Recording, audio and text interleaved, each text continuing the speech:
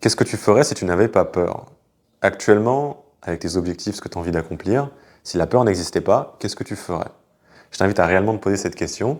Et il y a de grandes chances que cette chose que tu ferais, c'est ce qui te passionne vraiment, ce qui te fait vibrer et ce qui te permettrait de réellement avancer vers tes objectifs.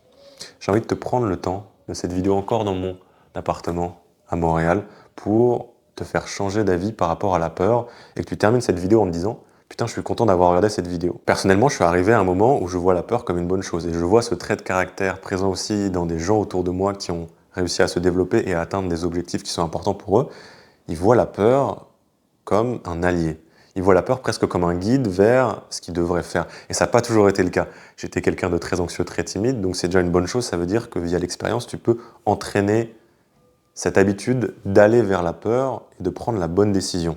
Par exemple, une des grosses décisions que j'ai prises récemment, qui me faisait très peur et qui est une des meilleures décisions que j'ai prises, c'est de quitter mon Master 2, de quitter mon travail pour aller à temps plein sur l'entrepreneuriat. Et cette décision, je peux te le dire, quand je ne savais pas quoi faire, elle me faisait flipper. Elle me faisait tellement peur, et le fait qu'elle me fasse peur, c'était presque une indication que je devais aller dans cette direction. Et aujourd'hui, je gagne ok ma vie, on va dire, grâce à l'entrepreneuriat. Je fais aussi des vidéos et je reçois des messages de gars qui me disent que j'ai changé leur vie grâce à mes vidéos. Et je suis le premier surpris, les gars. Donc, je suis dans une situation qui est tellement plus satisfaisante. Je gagne, j'ai plus de liberté, je gagne assez bien ma vie. J'ai un impact sur des gens via ces vidéos et je pourrais être à l'opposé. Je pourrais être dans un taf qui ne me plaît pas forcément, dans un taf qui est la sécurité et qui est le choix du confort par rapport à l'adversité quand j'étais face à cette peur. Et ça mène à un point important, la peur elle est neutre. Ce qui détermine l'impact négatif ou positif de la peur, c'est ta réaction par rapport à elle.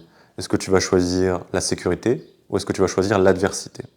Et pour moi, le choix de la facilité, de la sécurité, du confort, c'est ce qui tue l'homme moderne.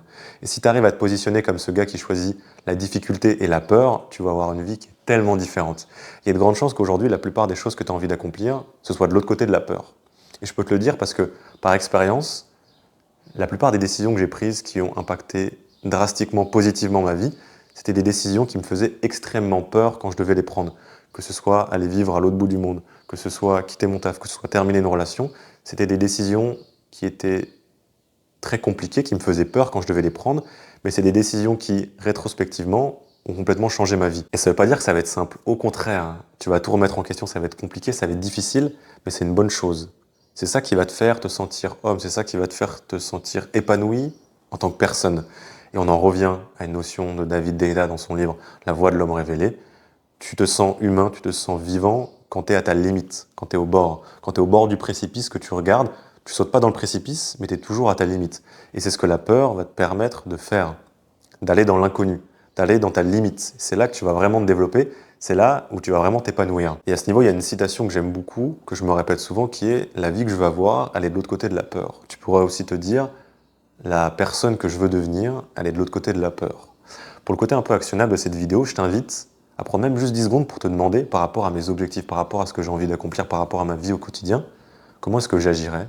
Je prendrais quelle décision maintenant? Je ferais quoi au quotidien si j'avais moins peur? Ou alors, si je savais que la peur, c'était presque un guide pour me dire il faut que tu ailles dans cette direction. Et si tu te poses cette question, il y a des chances que tu aies des idées qui te viennent en tête. Et il y a des chances que cette intuition, ce soit ce que tu dois faire, ce soit dans la direction dans laquelle tu dois aller. Que ce soit quitter ton taf, que ce soit quitter cette relation, que ce soit aller parler à cette fille, que ce soit lancer ce business, poster cette vidéo en ligne, peu importe. Il y a de grandes chances que cette peur, ce soit ce guide vers ce que tu devrais faire actuellement pour pouvoir réellement te développer et réellement faire du progrès. Voilà pour cette vidéo. J'espère qu'elle t'a été utile. Je t'invite à te poser cette question. Passe une très bonne journée. Kiffe ta vie. À plus, gars.